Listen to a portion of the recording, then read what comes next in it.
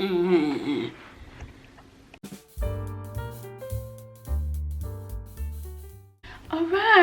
hey y'all. I've got like a coffee here. This is me preparing to go fetch my son from school. I need all caffeine to keep up with his little ass. I always laugh about like my toddler, as if I have so many children, I would need to differentiate them by age, like my toddler. But I think that I say that because the minute I say toddler, everyone knows wreckage, chaos, ungovernable. So yeah, I'm preparing to go fetch my toddler from school. I've also got like these little sweeties, these little bonbons. It's like little caramels that I made last week. So delicious. Flavor is like chocolate and rooibos, and I might just do this as a reel, like refilm it as a reel or as a YouTube video. I don't know. Anyways, let's get into the book review. Okay, today we are reviewing this book, My Phantoms by Gwendoline Riley. Gwendoline, no. Let's get into the cover. My Phantoms, okay? It's giving phantom-y, it's giving creep, it's giving I don't know, it's giving ooh. And that's what I was expecting. I was expecting a thriller, really. I didn't read any reviews about this. I didn't watch reviews about this. I just Googled. This was like, I bought this when I first started collecting and reading books, like, so end of last year. And I actually read it like a while ago. I think I read it even before I went to Cape Town to film Tastemaster. So that was some time ago, like April, and now we're in August. So I went on Google and I was like, best books of 2021, right? Because it was the beginning of 2022 and I didn't know which authors I like. I didn't even know which genres I like. I still don't know which genres I like, but I had read a true crime murder mystery kind of thing, which I actually haven't reviewed. I read that in December, so I'll review that.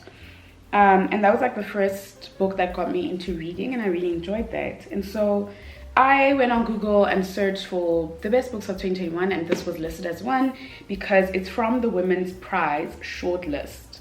So Gwendoline Riley's My Phantoms was shortlisted for the Women's Prize. And I thought, okay, cool. If you're going to be shortlisted for such a hectic prize, you're going to be good. Wrong.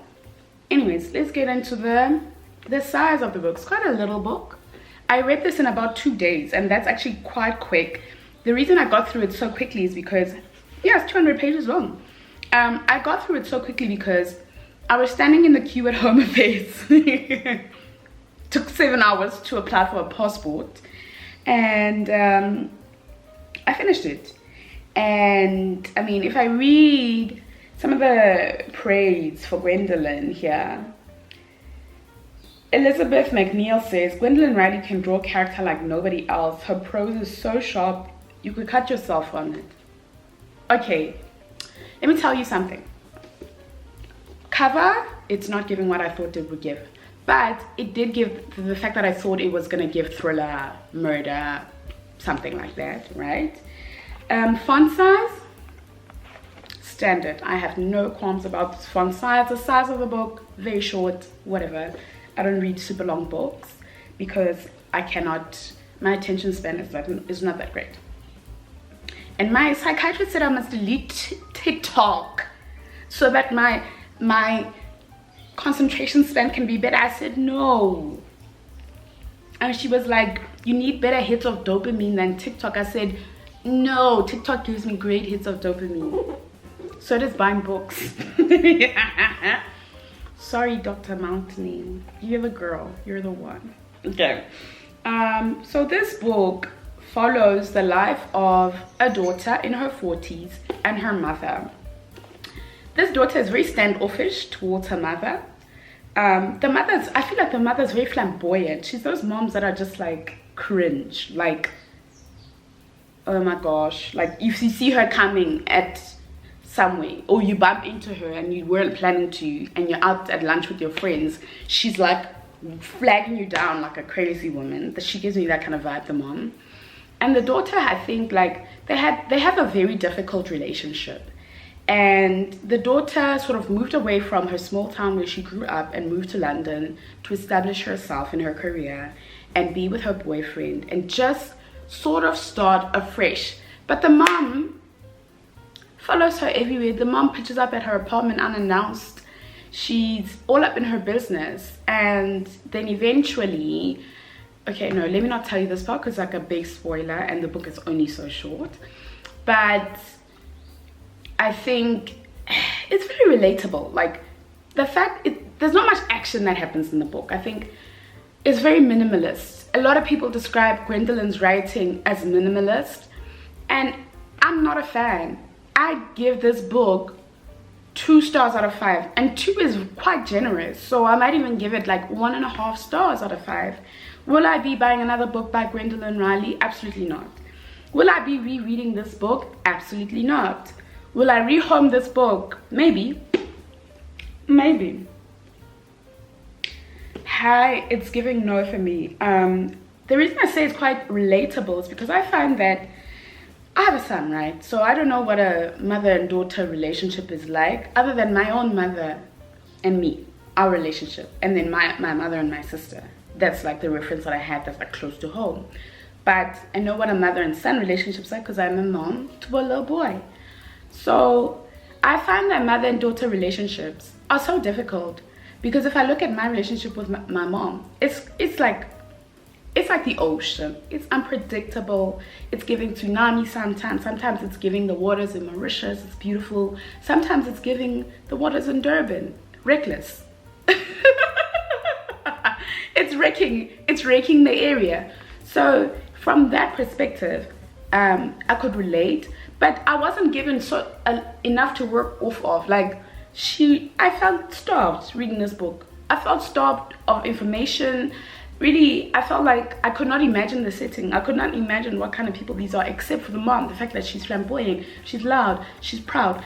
I just couldn't wrap my head around these characters.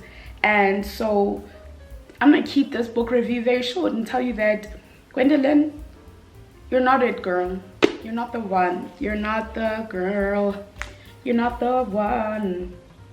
Did you hear me singing? Cringe. I do sing better, it's just that my voice is hoarse right now. No, sorry you guys.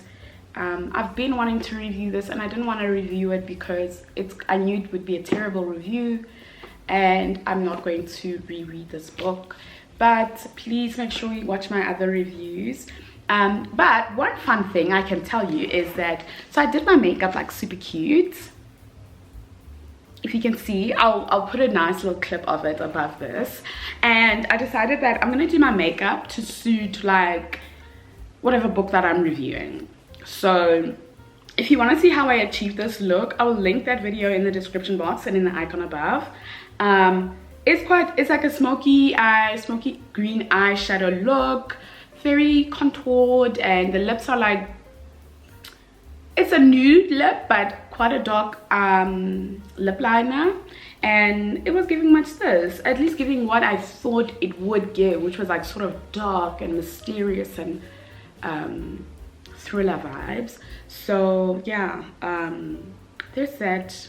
I hope this was helpful. This, honestly, I'm going to do another video later this year of the worst books that I've read in 2022 and the best books that I have read in 2022, and this is going on the list of the worst books. So sorry, RIP Gwendoline.